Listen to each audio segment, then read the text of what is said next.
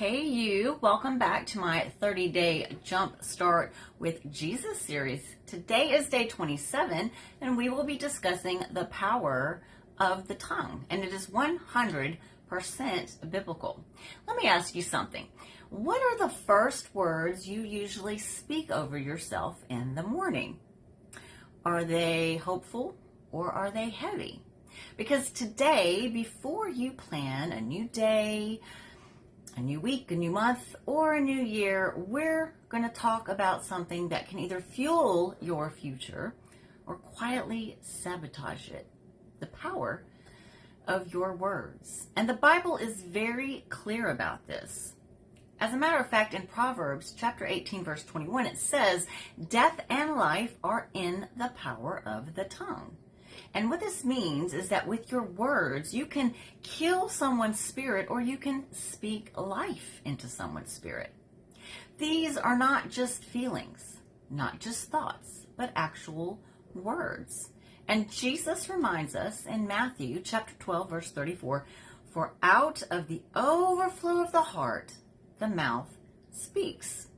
What you speak specifically, especially repeatedly, matters more than you realize.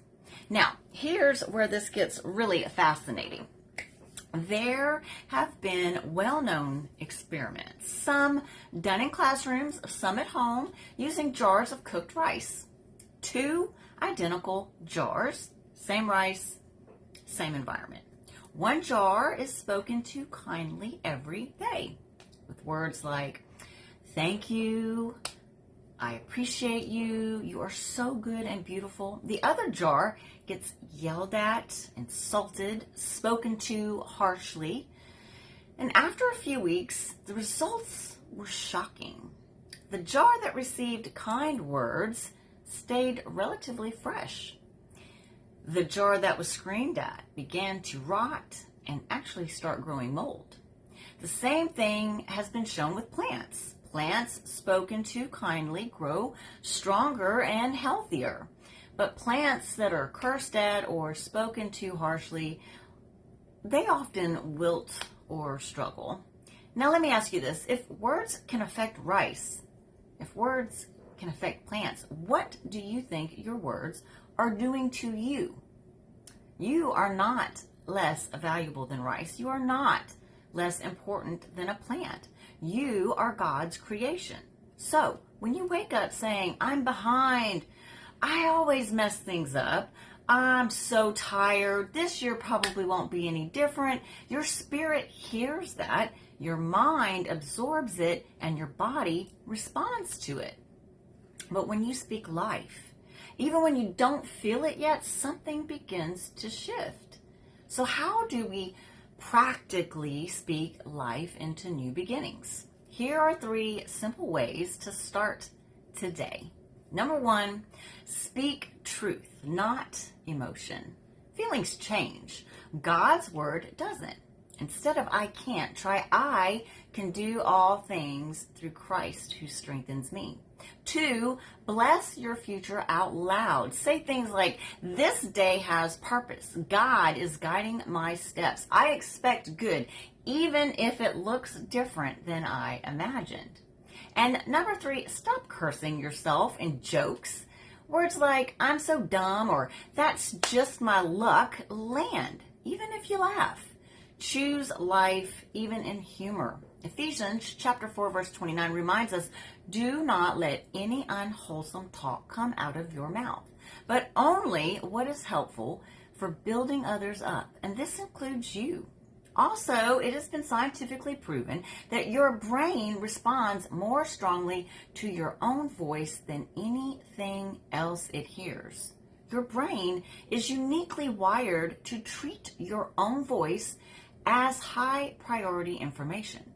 When you speak, even quietly or in your head, your brain activates multiple systems at the same time.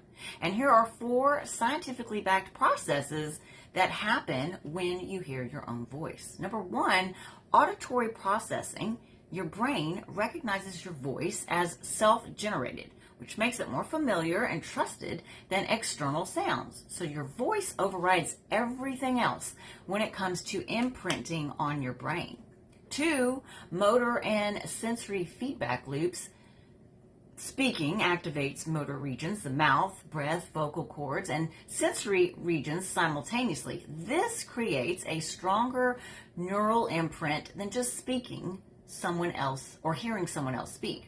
And 3, emotional and belief centers. Your own voice has direct access to areas tied to emotion, self-identity, and self-formation. And that's why self-talk can change confidence, stress levels, and expectations so powerfully.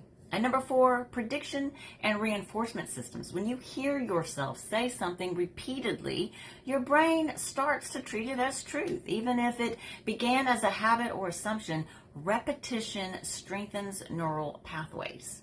Why this matters for words you speak: because your brain assumes you are a reliable narrator of your own life. Your words carry more weight than background noise, and they influence your mood, stress, hormones, focus.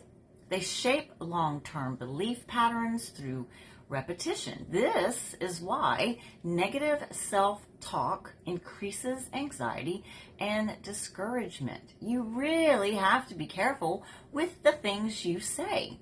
Positive, truthful self-talk improves resilience and emotional regulation. In short, your brain listens to you more than anyone else. Your brain treats your own voice as authoritative. So the words you speak don't just express thoughts, they help create them. Let me leave you with this.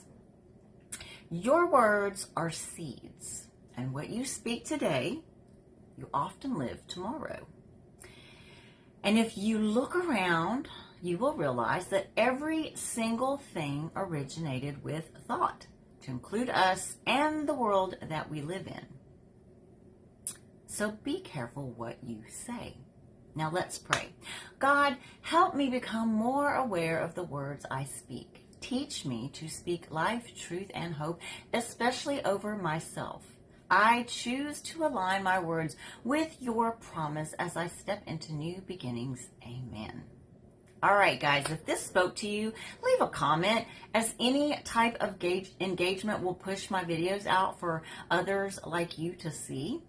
Make sure that you come back tomorrow with my Jumpstart with Jesus series for day 28, where we will be talking about discovering your God-given talents. Thank you again for being here and sharing your valuable time with me. I love you, and I never take that for granted. And I pray that God continues to bless you and all of your loved ones.